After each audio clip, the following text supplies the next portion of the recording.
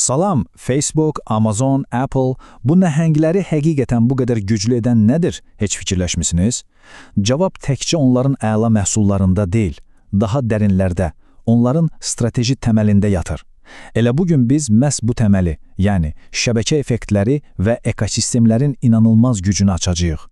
Yol xəritəmizdə belədir. Əvvəlcə bu şəbəkə effekti deyilən şeyin nə olduğuna baxacağıq. Sonra bu effektlərin necə daha böyük bir şeyə, yəni rəqəmsal ekosistemə çevrildiyini görəcəyik. Sonra bu iki gücün birləşməsini, nəhəng şirkətlərin real həyatdakı nümunələrini incələyəcəyik və sonda bütün bunların biznes üçün əslində nə demək olduğunu, hansı strateji üstünlüklər yaratdığını aydınlaşdıracağıq. Yaxşı, gəlin başlayaq ən fundamental anlayışdan, şəbəkə effektləri. Ən sadə dillə desək, bu, nə qədər çox insan varsa, o qədər yaxşıdır prinsipidir. Amma bu dəyər necə yaranır? Gəlin bir sualla başlayaq. Bir saniyəlik düşünün. Telefonunuzdakı bir mesajlaşma proqramı. Əgər onu təkcə siz istifadə etsəniz, onun nə mənası var? Heç bir. Amma bütün dostlarınız, ailəniz, iş yoldaşlarınız da o proqramda olanda, o birdən-birə həyatınızın mərkəzinə çevrilir. Bax, bu sehirli çevrilmənin arxasında dayanan güc elə şəbəkə effektidir. Fikir çox sadədir, amma təsiri inanılmazdır. Təsəvvür edin, dünyadakı ilk telefon, əgər cəmi bir dənə olsaydı, o tamamilə faydasız bir qutu olardı. Amma ikinci telefon satılan kimi, hər ikisi də dəyər qazandı. Milyonlarla insan qoşulanda isə, telefon dünyanı dəyişən bir alətə çevrildi. Məsələ ondadır ki, hər yeni istifadəçi təkcə özü üçün yox, şəbəkədəki hər kəs üçün əlavə dəyər yaradır. Yaxşı, bəs bu dəyər həmişə eyni cür yaranır? Əlbəttə yox. Baxın, bunun iki növü var. Birincisi, birbaşa effekt. Məsələn, WhatsApp. Nə qədər çox kontaktınız WhatsApp işlədirsə, proqram sizin üçün o qədər dəyərlidir. Çox sadə. İkincisi isə biraz fərqlidir. Dolayı effekt. Məsələn, bir yemək sifarişi platformasını düşünün. Daha çox restoranın olması müştərilər üçün yaxşıdır. Elə deyilmi? Daha çox müştərinin olması isə restoranlar üçün. Bu iki fərqli qrup bir-birinə birbaşa yox, platforma vasitəsilə, yəni dolayı yolla dəyər qatır. Şəbəkə effektləri bir platformanı gücləndirdikcə, ağıllı şirkətlər bir addımda irəli gedirlər. Onlar sadəcə bir məhsul və ya xidmət təklif etməklə kifayətlənmirlər. Əksinə, bir-biri ilə bağlı məhsul və xidmətlərdən ibarət bütöv bir dünya, yəni rəqəmsal bir ekosistem yaradırlar.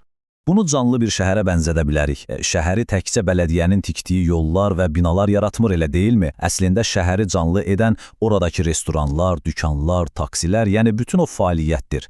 Rəqəmsal ekosistem də belədir. Platforma sahibi sanki infrastrukturu, yolları çəkir. Amma əsl dəyəri o infrastrukturun üzərində fəaliyyət göstərən tərəfdaşlar, developerlər və istifadəçilər yaradır. Hər bir sağlam ekosistemin demək olar ki, 4 təməl sütunu var. Əlbəttə ki, mərkəzdə istifadəçilər dayanır. Sonra bu istifadəçilər üçün əlavə dəyər yaradan tərəfdaşları gəlir. Məsələn, App Store-dakı bütün o proqramları yazanlar. Bütün bunlar möhkəm bir texnoloji infrastruktur üzərində qurulur. Və nihayət, bu mürəkkəb sistemin xaos içində batmaması üçün aydın qaydalar və idarəetmə lazımdır. Bu dördü bir yerdə işləyəndə sistem böyüyür. İndi isə gəldik ən maraqlı, ən partlayıcı hissəyə. Şəbəkə effektləri tək başına güclüdür, ekosistemlər də həmçinin. Amma bu ikisi bir araya gələndə nə baş verir? Bu artıq sadə riyaziyyat deyil. Bu, 1 + 1 = 5 effektidir. Gəlin görək bu sehir necə işləyir. Bu, özünü qidalandıran və demək olar ki, dayandırılması mümkün olmayan bir böyümə çarxıdır. Baxın, necə işləyir. Birinci addım. Daha çox istifadəçi platformaya gəlir və şəbəkə effekti yaranır. İkinci addım. Bu qədər istifadəçini görən tərəfdaşlar və proqramçılar düşünür ki, biz də orada olmalıyıq və onlar da platformaya axışır. Üçüncü addım, onların gətirdiyi yeni proqramlar, xidmətlər platformanın ümumi dəyərini qat-qat artırır. Və dördüncü addım, bu artan dəyər daha da çox yeni istifadəçi cəlb edir və beləcə çarx yenidən, amma bu dəfə daha da sürətlə fırlanmağa başlayır. Yaxşı, bu qədər nəzəriyyə kifayətdir. Gəlin, indi real həyata baxaq.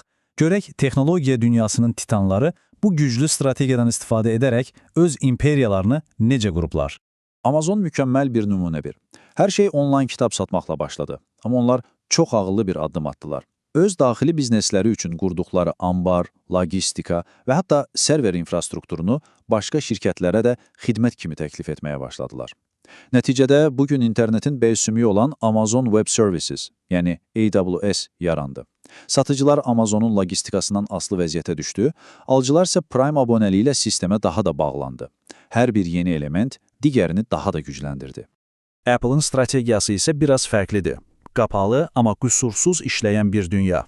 Siz bir iPhone aldığınızda təkcə bir telefon almırsınız. Siz App Store, iCloud, iMessage və digər Apple cihazları ilə mükəmməl işləyən bütöv bir sistemə daxil olursunuz. Məhz bu rahat və qüsursuz təcrübə sizi ekosistemin içində saxlayır və başqa platformaya keçməyi çox çətinləşdirir. Hər satılan yeni iPhone App Store-u developerlər üçün, App Store-dakı hər yeni proqram isə iPhone-u bizim üçün daha dəyərlidir. Uber və Airbnb isə tamamilə fərqli bir hekayədir. Bir anlıq düşünün. Uber'in bir dənə də olsun öz taksisi yoxdur.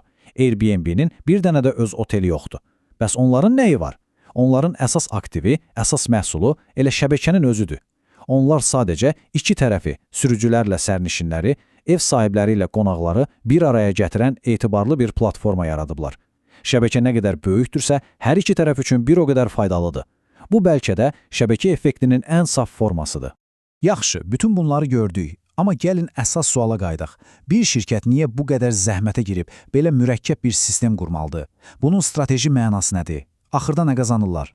Cavab bu cədvəldəki 4 əsas üstünlükdə gizlənir. Birincisi, bu keçilməz bir rəqabət qalxanı yaradır. Yəni, bir dəfə belə bir sistem quruldusa, yeni bir rəqibin bazara girməsi demək olar ki, mümkünsüzdür. İkincisi, dəyər artımı xətti deyil, eksponensialdır. Yəni, dəyər və gəlir sürətlə artır.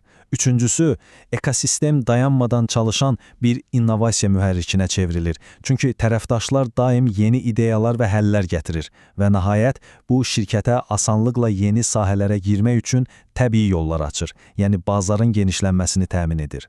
Beləliklə, gördüyümüz kimi, şəbəkə effektləri və ekosistemlər sadəcə moda sözlər deyil. Onlar, müasir rəqəmsal dünyanın oyun qaydalarını yazan fundamental qanunlardır. Bugünün nəhənglərini məhz onlar yaradıb. Bu isə bizi son və ən vacib sualla baş-başa qoyur. Gələcəyin dominant ekosistemi hansı sahədə yaranacaq? Süni intellekt üzərindəmi qurulacaq? Mərkəzləşdirilməmiş şəbəkələr, yoxsa heç ağlımıza gəlməyən tamamilə yeni bir texnologiya üzərindəmi? Bu barədə düşünməyə dəyər. İzlədiyiniz üçün təşəkkürlər.